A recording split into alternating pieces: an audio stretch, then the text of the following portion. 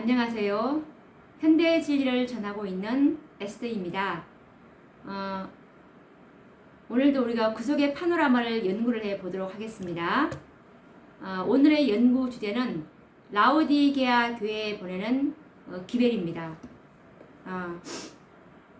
우선 요한계시록 3장 18절 말씀을 한번 보도록 하겠습니다. 요한계시록 3장 18절 말씀을 보시면 내가 너를 권하노니 내게서 불로 연단한 금을 사서 부요하게 하고 흰 옷을 사서 입어 벌거벗은 수치를 보이지 않게 하고 안약을 사서 눈에 발라보게 하라 라고 참된 증인 되시는 예수님께서 이렇게 라오디게아 교회에게 권면을 하고 있는 말씀입니다. 그래서 예수님께서 내게서 불로 연단한 금을 사서 부요하게 하고 흰 옷을 사서 입어 벌거벗은 수치를 보이지 않게 하고 안약을 사서 눈에 발라보게 하라라고 지금 권면을 하고 있죠. 우선 이 라오디게아 교회가 불로 연단한 금을 사라고 해서 이 금을 사야 부요하게 된다고 하십니다. 지금 이 교회는 영적으로 지금 부유하지 않은 상태에 있고, 그리고 흰 옷을 사서 입어 벌거벗은 수치를 보이지 않게 하라라는 말씀을 우리가 보면 우선 이 라오디게아 교회가 벌거벗었다는 것을 지금 말씀하고 계십니다. 그리고 안약을 사서 눈에 발라보게 하라라는 것을 보면 지금 영적 식별력이 지금 엄청나게 부족하다는 것을 말씀하고 계시기 때문에 이런 권면을 하고 있죠. 지금 계시록 그 3장에 예언된 이 라오디게아 교회는 차지도 아니하고 더웁지도 아니하는 상태가 예견되어 있습니다. 우리가 지금 방금 읽어봤죠. 그것은 이 마지막 7째 교회의 영적 상황을 상징하기 위한 선택받은 이 라오디게아 도시의 지리적 상황적 특성이 이를 잘 설명해 주고 있습니다. 계시록이 기록될 당시에 라오디게아 도시에는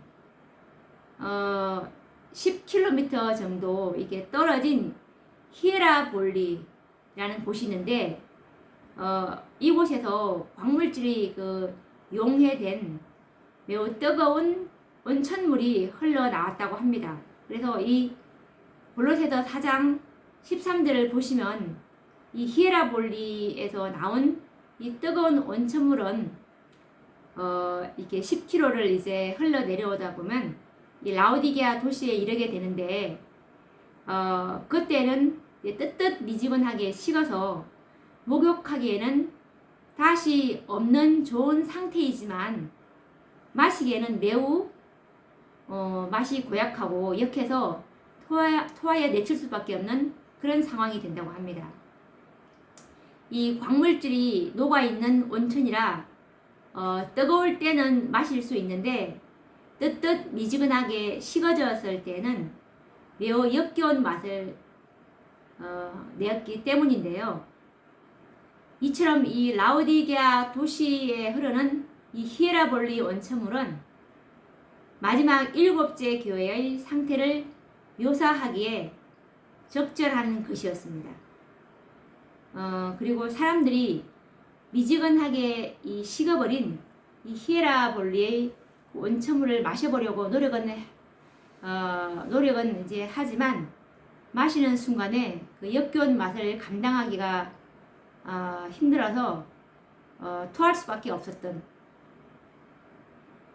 그런 것처럼 이 하나님께서는 영적으로 뜨뜻 미지근하게 된 상태를 결코 용납할 수 없고 토하여 내칠 수밖에 없다는 사실을 이 교회의 이름을 통해서 이 라오디게아 도시를 상징함으로 잘 설명하고 있습니다.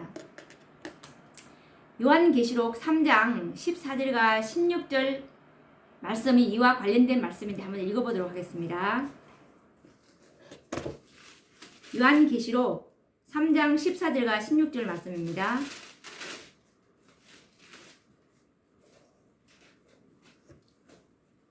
라오디게아 교회의 사자에게 편지하기를 아멘이시오 충성되고 참된 증인이시오 하나님의 창조의 근본이신 이가 가라사대 내가 내 행위를 아노니 내가 차지도 아니하고 더웁지도 아니하도다 내가 차든지 더웁든지 하기를 원하노라 내가 이같이 미지근하여 더웁지도 아니하고 차지도 아니하니 내 입에서 너를 토하여 내치리라 라고 말씀하고 있습니다. 뜨뜻 미지근한 영적 상태가 어떤 것이기에 예수님께서 토하여 내칠 수밖에 없는 것인지 이제 한번 연구를 해보도록 하겠습니다. 이 라오디게아 교회에게 편지를 쓰신 아멘이시오 충성되고 참된 증인이신 예수님께서 자신을 소개하신 후에 곧장 내가 내 행위를 아노니 라고 질책하시는 모습에서 얼마나 뜨뜻 미지근한 그 믿음의 상태를 싫어하시는지를 짐작할 수가 있습니다. 이 뜨뜻 미지근한 상태의 영적 상태가 무엇인지 말씀을 깊이 생각해 보면서 그 심각성과 원인을 한번 찾아보도록 하겠습니다. 이와 관련된 증언의 말씀, 교회 증언 1권 188페이지 말씀입니다. 미지근한 신앙 고백자들이 주님의 이름을 결코 부르지 않았을 것 같으면 그분께 훨씬 더 큰 기쁨이 되었을 것이다. 그들은 예수님의 성실한 추종자가 되고자 하는 사람들에게 계속적인 짐이 된다. 그들은 불신자들에게 거치는 돌이 되고 악한 천사들은 그들을 크게 기뻐하고 그들의 잘못된 길을 보고 하나님의 천사들을 비웃는다. 그들은 국내외에서 하나님의 사업의 저주가 된다. 그들은 입술로는 하나님을 가까이 하지만 마음으로는 그분에게서 멀리 떨어져 있다. 여기서 보면 이 미지근한 신앙 고백자들은 차라리 그분의 이름을 죄송합니다. 그분의 이름을 차라리 부르지 않았다면 훨씬 더 큰 기쁨이 되었을 것이라고 말합니다. 그리고 이들은 이 미지근한 신앙 고백자들은 예수님의 성실한 추종자들에게는 정말 계속적인 짐이 되고 그리고 불신자들에게는 거치는 돌이 되고 악한 천사들이 이들을 보고 크게 기뻐하고 하나님의 천사들을 보고 비웃는다고 합니다. 이와 관련된 또 다른 증언의 말씀 편지 44 1903년도에 쓰신 말씀입니다. 하나님을 섬기노라고 공언은 하지만 하나님을 쳐서 증거하고 있는 사람들이 있다. 라오디게아 교회에 보내는 기별이 그들에게 주어진다.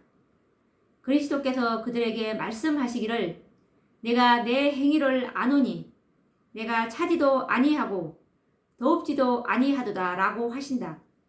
복수하는 천사가 그 땅을 행할 때 그들에 대하여 그리스도는 그들을 만지지 말라. 내가 내 손바닥에 그들을 새겼노라고 말씀하실 수가 없다. 결코 그럴 수가 없다.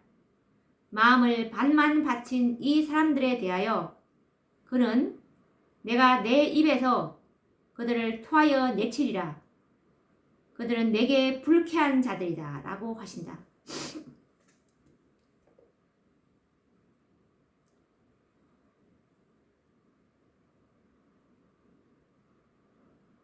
정말 이 마음을 반만 바친 사람들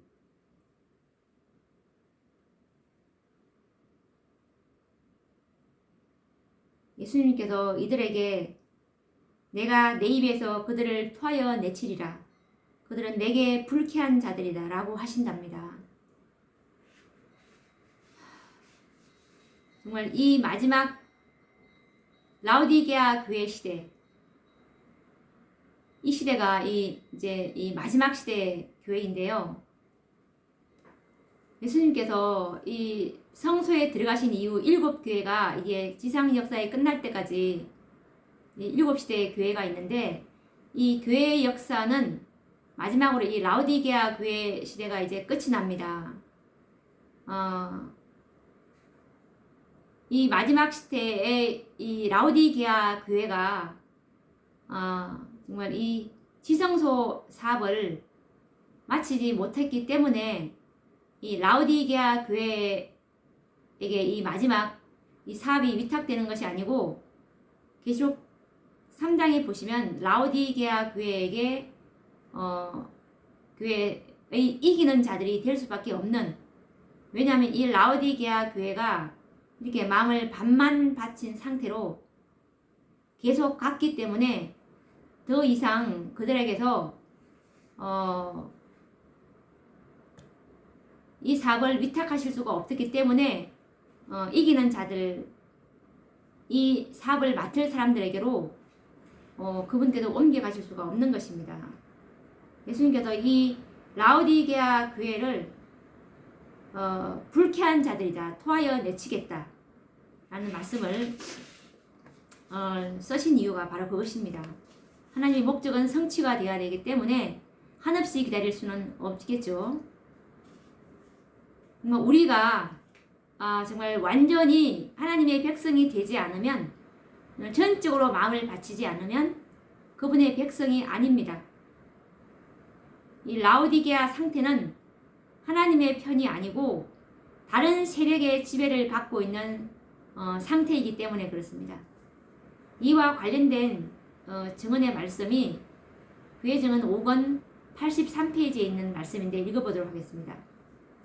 우리는 절반은 주님의 것이요 절반은 세상의 것이 될 수 없다. 우리가 완전히 하나님의 백성이 되지 않으면 그분의 백성이 아니다. 우리가 완전히 하나님의 백성이 되지 않으면 그분의 백성이 아니다. 왜냐하면 이 마지막 라오디게아 교회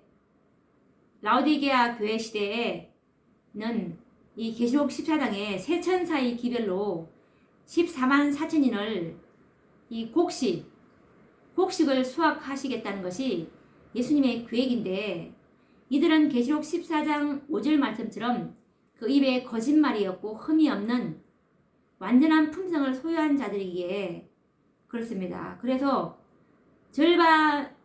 절반을 바친다면은 결코 이 14만 4천 안에 속할 수 없기 때문에 당연히 그분의 백성이 아니라고 말씀하실 수밖에 없는 것입니다. 그리고 또 산상복음 93페이지에서 94페이지에 보시면 어떤 사람도 중립적 위치에 설 수 없다. 하나님도 사랑하지 않고 의의 원수도 섬기지 않는 중간 계층은 없다.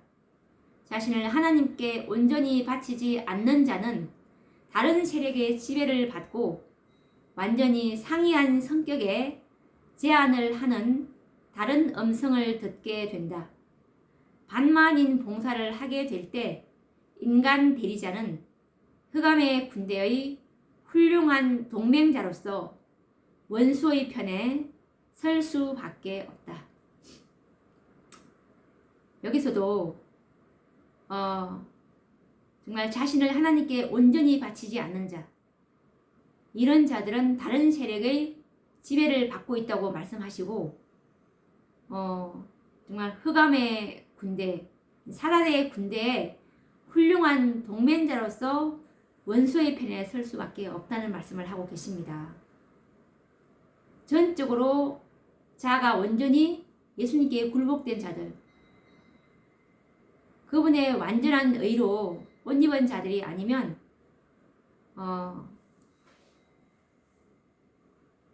하나님께서는 토하여 내칠 수밖에 없는, 예, 그렇게 지금 이 라오디게아 교회는 이 마지막 시대의 백성들에게 요구하시는 것은 바로 이것입니다. 왜냐하면 그분의 구속의 경륜에는 이 마지막 시대에 지성소에 들어가신 이후에는 하나님의 그 완전한 군대가 필요하기 때문에 그렇습니다. 앞으로 그 마지막 3차 율법 전쟁에서 나갈 이 군대가 필요하거든요.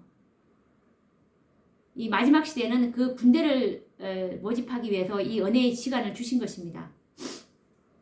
그리고 리뷰 앤 헤럴더 1883년 9월 4일자 말씀을 보시면 우리는 그리스도의 협력자이든지 원수의 협력자가 될 것이다. 그리스도와 함께 모이든지 흩어지게 될 것이다. 결정적이요 완전히 헌신한 그리스도인이 되든지 아니면 그 정반대이다.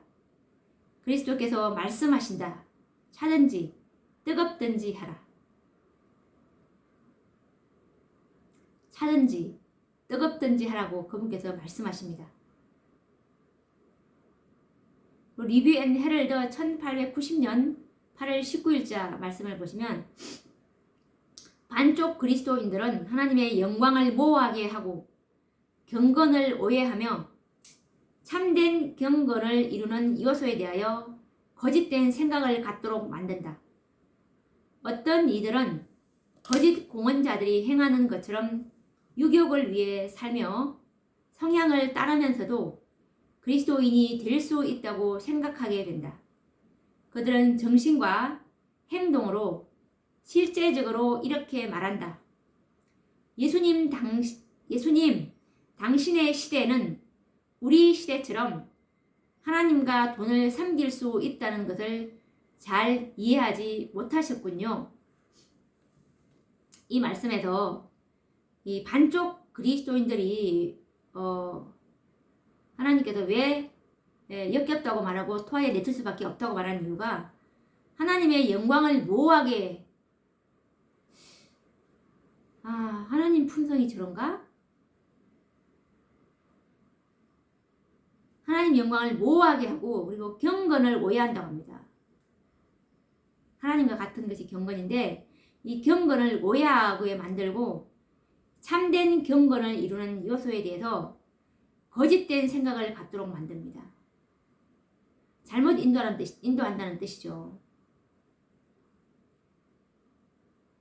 정말 이 마지막 때는 계시록 18장 그 기별처럼 정말 그 온 땅이 환할 수 있는 하나님의 영광이 환하게 드러나야 되거든요. 환하게 우리가 보여줘야 되는데 정말 하나님과 같은 똑같은 품성을 우리가 드러내는 것이 하나님의 뜻입니다. 이 마지막 시대에. 그렇기 때문에 이 반쪽 그리스도인들은 절대로 드러낼 수 없겠죠. 온전히 정말 자신을 하나님과 같이 되기 위해서 전적으로 자신을 하나님께 굴복한 자들, 자기 자신은 나타나지 아니하고 온전히 예수님의 품성만이 그들에게서 비치는 사람들, 이 사람들이 되어야 이 사람들이 14만 4천이 되면 세상은 이제 끝이 나는 것이 하나님의 계획이거든요. 그렇게 될 때 이제 온 땅이 환화해지게 되고 이제 예수님께서 이제 늦은 비를 부어주셔서 이제 이 마지막 추수사업을 끝낼 수가 있는 것입니다.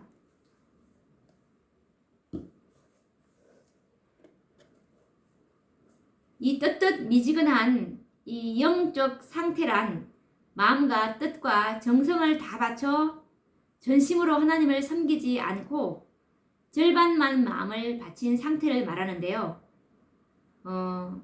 하나님께서는 마귀와 함께 우리 마음에 계실 수가 없는 까닭입니다. 우리는 이 사실을 깨달을 필요가 있는데요. 예수님께서 마태복음 6장 24절에 보시면 한 사람이 두 주인을 섬기지 못할 것이니 혹 이를 미워하며 저를 사랑하거나 혹 이를 중히 여기며 저를 경히 여김이라. 너희가 하나님과 재물을 겸하여 섬기지 못하느니라 라고 하신 말씀을 보면 우리는 알 수 있습니다.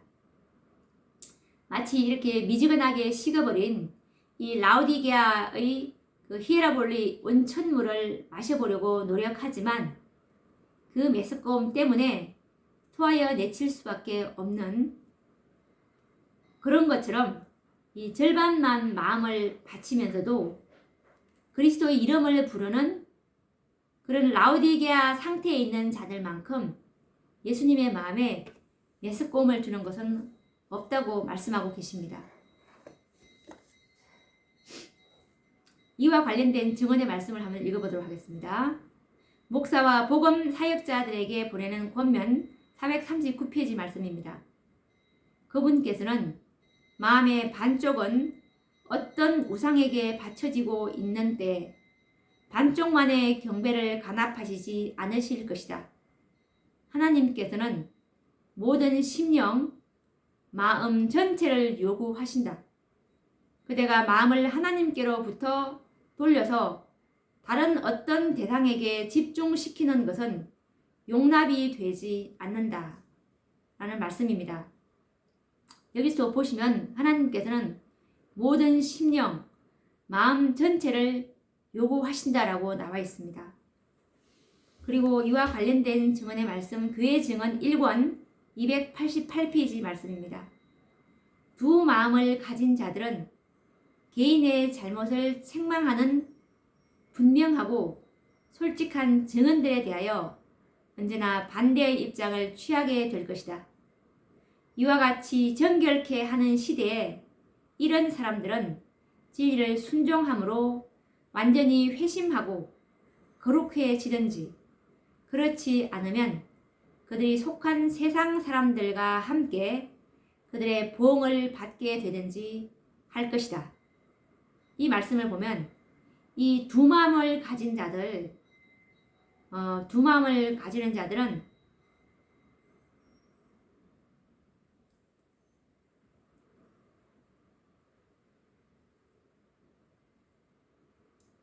확실한 결정을 해야 될 것인데 진리를 완전히 순종하는 그 회심과 거룩함이 있든지 아니면 아예 세상으로 들어가서 그들의 보응을 함께 받든지 이렇게 하라는 말씀입니다. 이것은 곧 이 마지막 시대는 정결케 하는 시대라고 말씀하셨습니다. 이 지성소 사업은 완전히 정결케 하는 사업이거든요. 흠도 점도 없는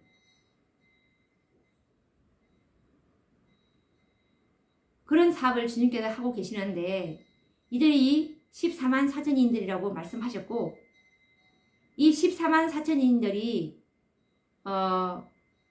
이 마지막 시대에 14만 4천인들만 개수가 되면 이 지성소 사업은 끝나고 주님께서 이제 지성소에 나오시는 거거든요. 지성소 시대는 하나님의 계획이 그것입니다.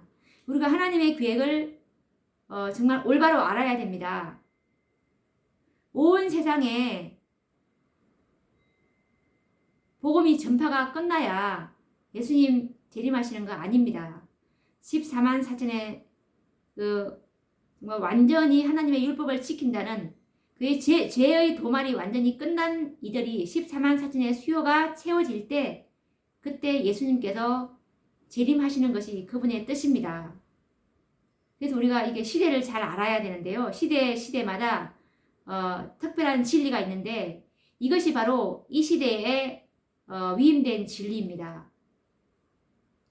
완전히 성결케 되지 않으면 이 시대는 토하여 내칠 수밖에 없는 그런 시대입니다.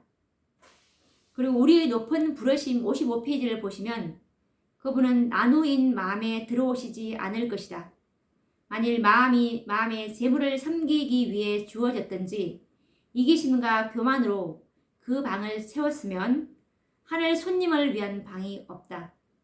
그분께서는 우리의 영혼의 성전이 비워지고 정결하게 되기까지는 그분의 거처로 삼지 않으신다. 여기서 보시면 나누인 마음에는 들어오시지 않는다고 했습니다. 우리 영혼의 성전이 비워지고 정결하게 되기까지는 그분의 거처로 삼지 않으신다고 하셨습니다. 이 마지막 때 주님의 재림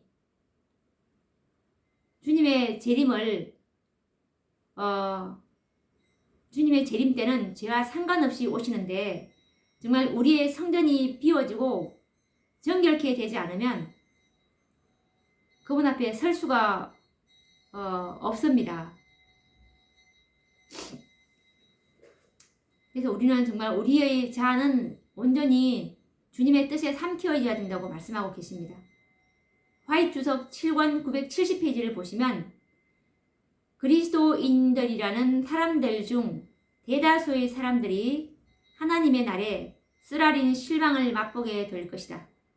그들은 이마에 살아계신 하나님의 인을 갖고 있지 않다.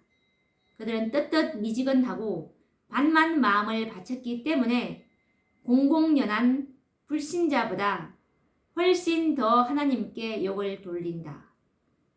이 말씀을 보시면 지금 그리스도인들이라는 사람들 중 대다수가 하나님의 날에 쓰라린 실망을 맛보게 될 것인데 대다수가 지금 얼마나 많습니까? 그리스도인들이. 그런데 대다수가 쓰라린 실망을 맛보게 될 것이라고 말합니다. 그들은 왜냐하면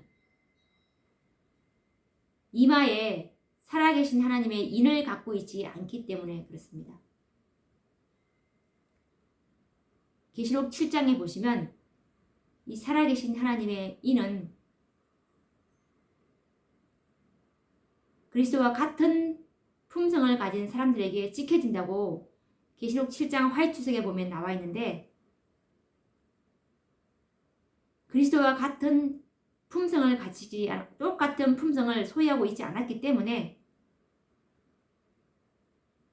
반만 마음을 바쳤기 때문에 그리스도와 똑같지 않았기 때문에 이렇게 쓰라린 실망인 이 구원을 받지 못한다는 사실입니다. 이들이 떳떳 미전하고 반만 마음을 바쳤기 때문에.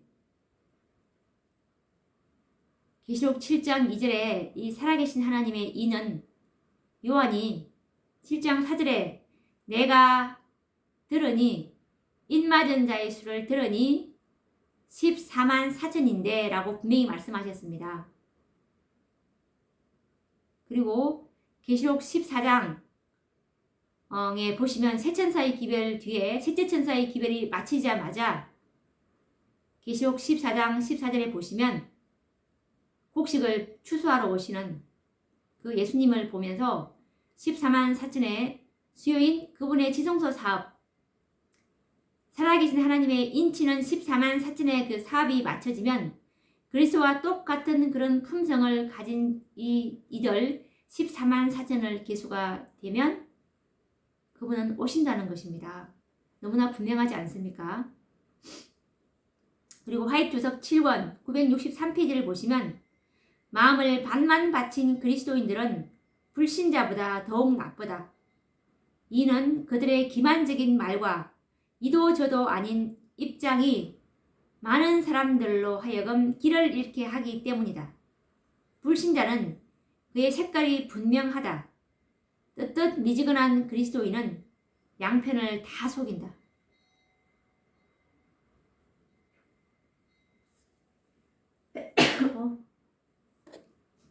그는 세상 사람도 아니고 신실한 그리스도인도 아니다.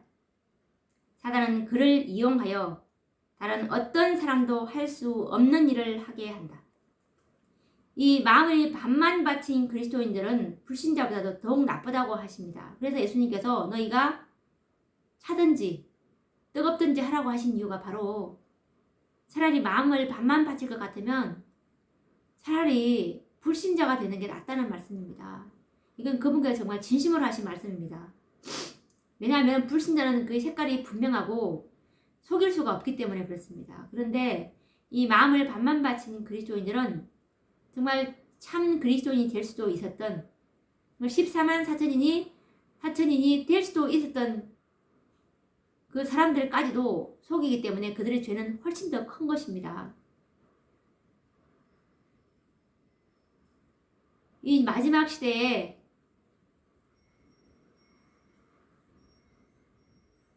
예수님께서 너희는 내 앞에서 완전하라 하신 그 기별, 이 14만 4천인은 실제 수가 돼야 되고 실제 수여야 된다는 것을 정확하게 가르쳐야 하는데, 그리고 그들의 표준은 예수님처럼 정말 완전해야 된다는 것을 표준을 높이 잡고 우리 속에서 있는 정말 생각조차도 죄를 짓지 않는, 불순한 생각이 조금이라도 들어오는 것을 허용하지 않는 그들의 마음이 그리스도의 그 사랑으로 충만해지는 그 상태에 도달할 때까지는 쉬지 말고 표들을 향해서 달려가야 되는 것이 이 마지막 시대에 요구하시는 주님의 뜻인데, 이것을 상징수로 이렇게 속이는, 그렇게 해서 그들의 마음을 느긋하게 함으로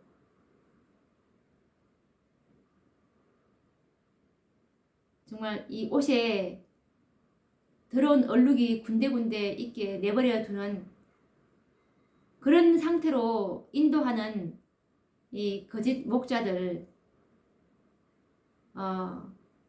이분들이 정말 이 말씀을 좀 더 깊이 묵상해 보시면 참 좋겠습니다.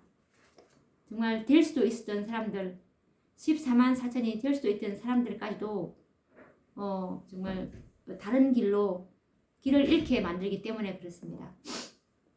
교회증은 4권 87페이지를 보시면 라오디게아 교인들을 위한 유일한 소망은 하나님 앞에 서 있는 자신들의 모습을 분명히 보는 것이며 자신의 질병의 성격을 아는 것이다. 그들은 차지도 덥지도 않다. 그들은 중립을 지키고 있으면서 아무것도 부족하지 않다고 스스로 자부한다. 참된 증인께서는 이 뜨뜻미지근함을 미워하신다. 그들은 그분에게 메스꺼움을 준다.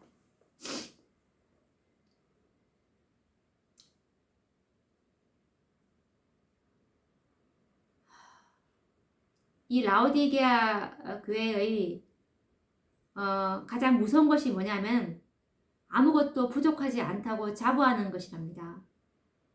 나는 부자라 부유하여 부족한 것이 없다.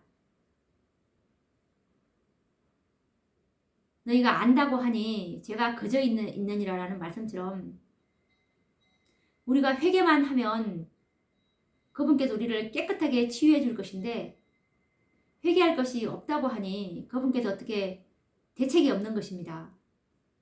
이 뜨뜻미지근한 그 라오디게아 교회의 상태가 정말 얼마나 두렵고 심각한 상태인지를 우리가 여러 말씀으로 이제 우리가 증언의 말씀을 살펴보므로 짐작할 수가 있습니다.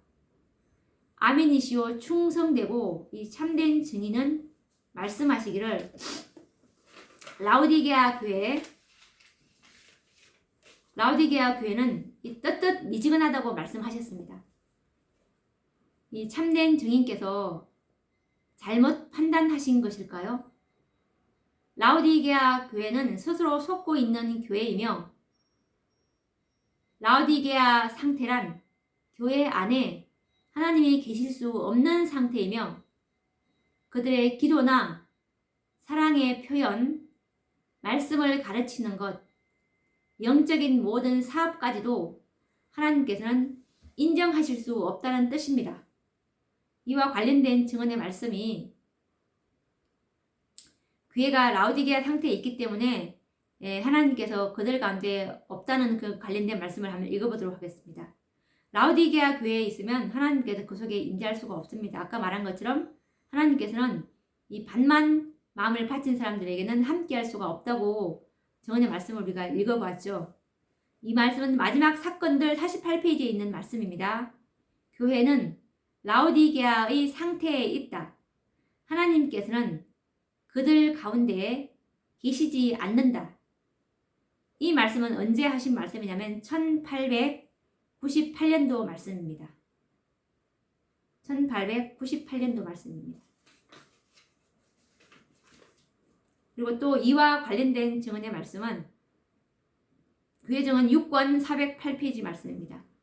내가 이같이 미지근하여 더럽지도 아니하고 차지도 아니하니 내 입에서 너를 토하여 내치리라. 계시록 3장 16절. 입 밖으로 토하겠다는 표현은 그분께서 그대들의 기도나 사랑의 표현을 하나님께 바칠 수 없다는 뜻이다. 그분께서 그대가 그분의 말씀을 가르치는 것이나 그대의 영적인 일을 인정하실 수가 없다. 그분께서 그대의 종교 활동들에 은혜를 주시리라는 요구를 아버지께 할 수 없다는 것이다. 이 말씀은 정말 무서운 말씀인 것 같습니다. 이 입 밖으로 토하겠다는 표현은 그들이 만약에 라오디게아 교회의 상태에 있다면, 이 뜨뜻미지근한 상태에 있다면 우리가 아무리 기도를 할지라도 우리 사랑의 표현을 하나님께 바친다 하더라도 하나님께서는 받지 않겠다는 뜻입니다. 받을 수가 없다는 뜻입니다. 그리고 또 우리가 하나님의 말씀을 가르치는 것이나 또 우리의 영적인 일을 그분께서는 인정하시지 않겠다는 뜻입니다. 이 얼마나 정말 무서운 상태입니까? 헛된 일을 하는 것이라고 볼 수 있겠죠.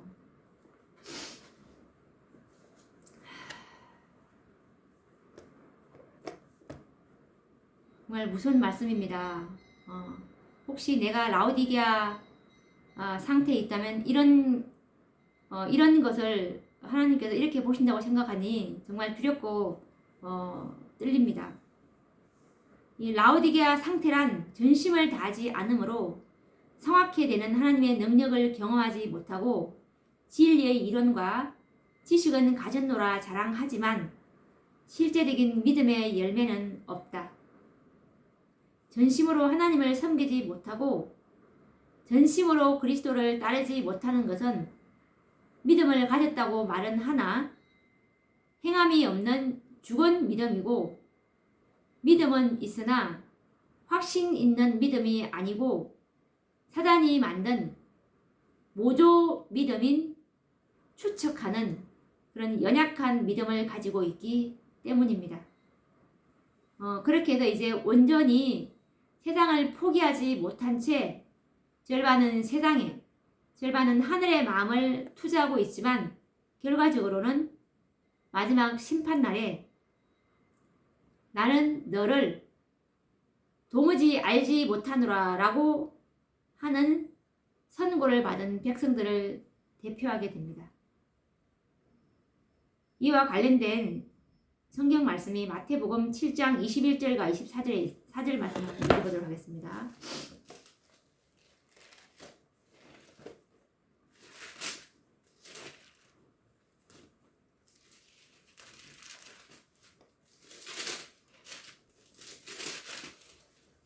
마태복음 7장 21절입니다. 나더러 주여 주여 하는 자마다 천국에 다 들어갈 것이 아니요 다만 하늘에 계신 내 아버지의 뜻대로 행하는 자라야 들어가리라. 그 날에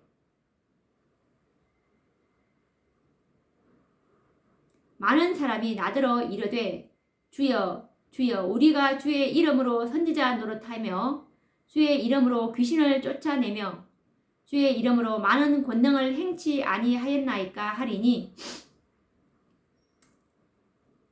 그때에 내가 저희에게 밝히 말하되 내가 너희를 도무지 알지 못하니 불법을 행하는 자들아 내게서 떠나가라 하리라. 그러므로 누구든지 나의 이 말을 듣고 행하는 자는 그 집을 반석 위에 지은 지혜로운 사람 같으리니 라는 말씀을 하셨습니다. 이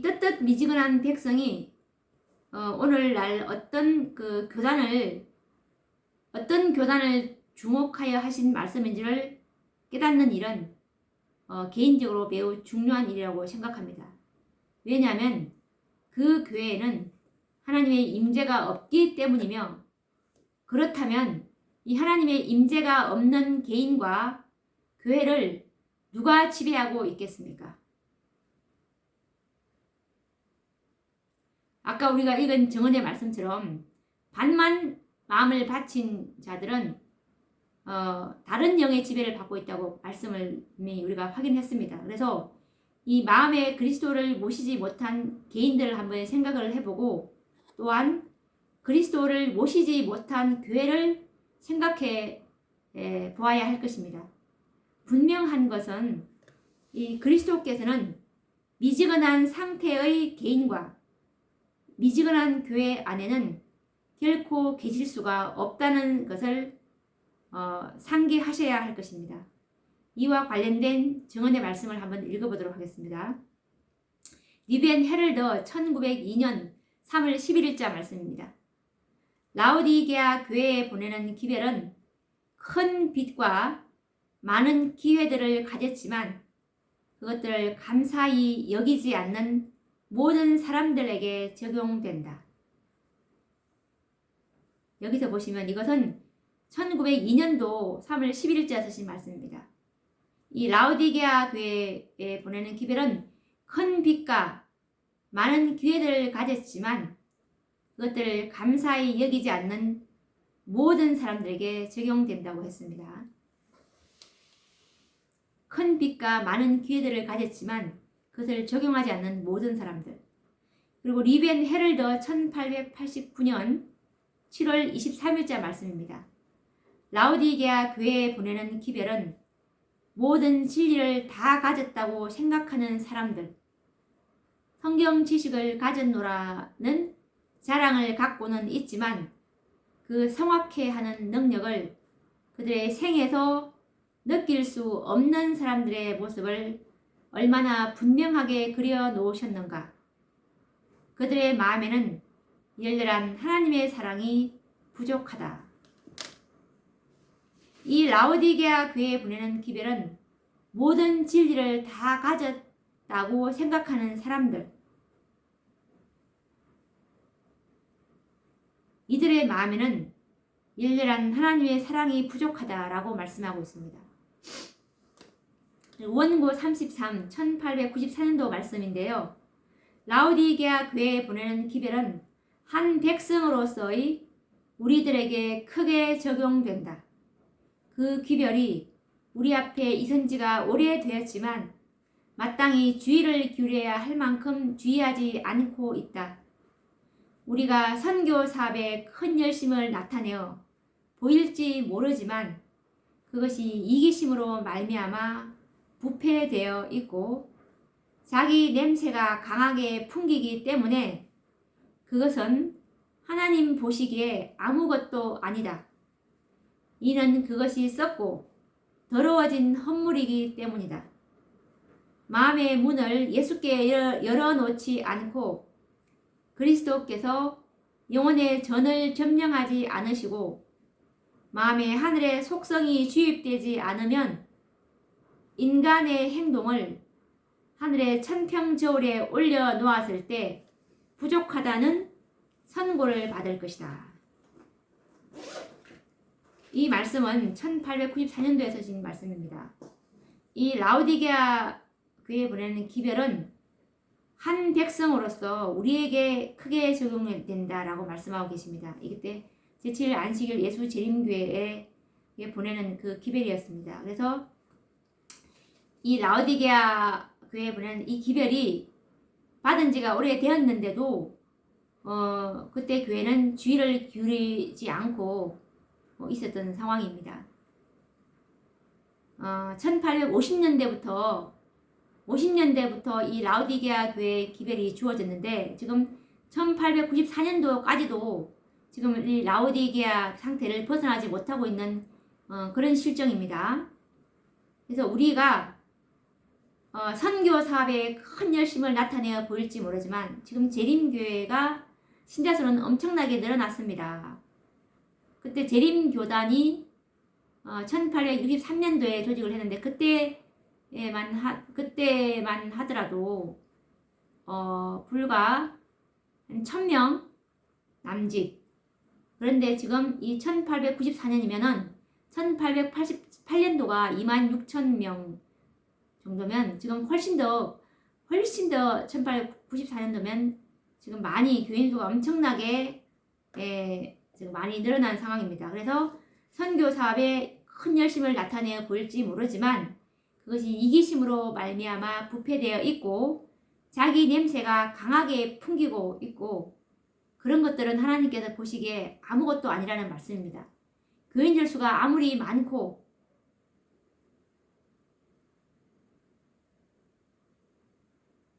선교 사업에 열심을 나타낸다 하더라도 이것은 하나님 보시기에 아무것도 아니라고 말씀하고 계십니다.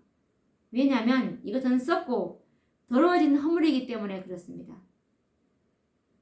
중요한 것은 마음의 문을 예수께 활짝 열어놓으라고 말씀하십니다. 열어놓고 예수님께서 영혼의 전을 점령하도록 두라는 것입니다. 그렇게 해서 이 마음에 자아가 하나도 없고 이기심 이런 것들이 전혀 없는 하늘의 속성, 하늘의 마음만이 이 마음을 꽉 채우라는 것입니다. 그 하늘의 속성이 주입되지 않으면 자기의 이런 것이 1.1핵 조금이라도 이렇게 섞여서 그 마음속에 들어가 있다면 그것은 하나님께서 간합되지 않는 의입니다. 그래서 이 하나님께서 받으시는 의는 오직 하늘의 속성입니다. 하늘의 속성만 예수님께서 개발하신 그 품성만이 성령께서 우리 속에서 주입해 주셔야 그것들로 이제 그 성령의 열매 9가지 열매가 다 하늘의 속성의 열매들을 말하는 것입니다. 자기의 열심이 아닙니다. 자기가 개발한 사랑, 온유 이런 거 아닙니다.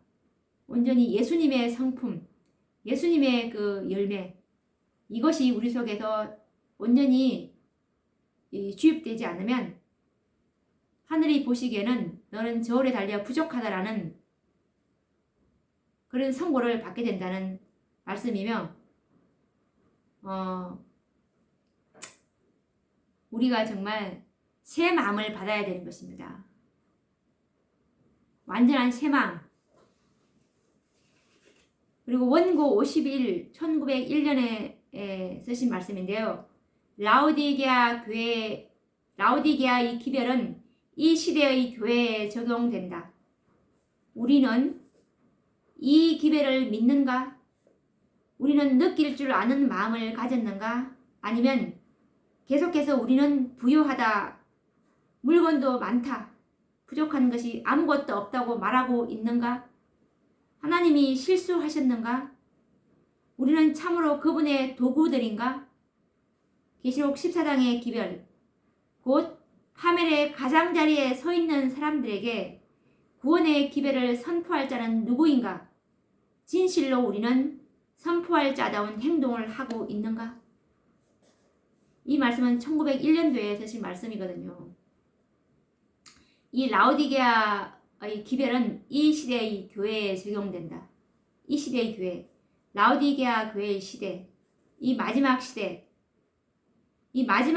교회에 적용되는 그 기별입니다. 이 라오디게아의 기별은